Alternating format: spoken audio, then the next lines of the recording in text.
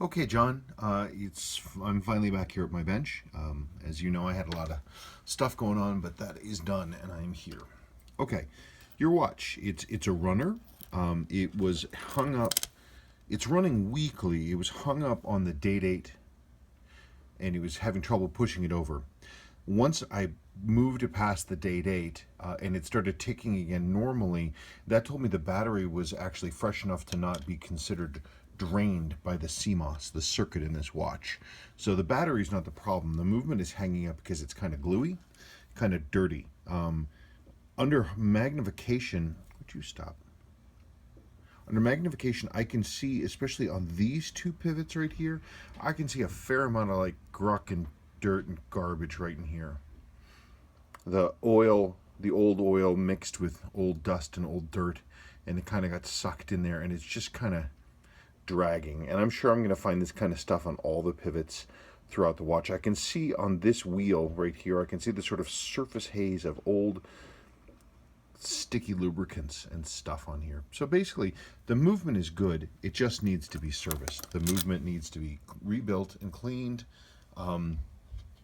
And not just like a light service where like the pivots are lubricated, because Seiko did have that as an option for a service level, but that doesn't really work with a watch that's of this vintage that has not been serviced recently.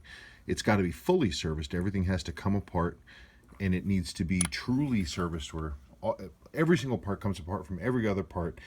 Everything gets cleaned. Everything gets just to the point that it's just sparkling clean, and then reassembled with the correct lubricants. Once I do that, you will notice, you will be able to see how jumpy how quick and bright the movement is. I don't know, I can see it here. The hand movement here is not really strong and decisive. It's a little slow. When after I service one of these movements, because they're so beautiful and they're so strongly built, this is really, the action of the sweep hand is really snappy. Click, click. It's really, really strong, and I can see here that this is kind of weak.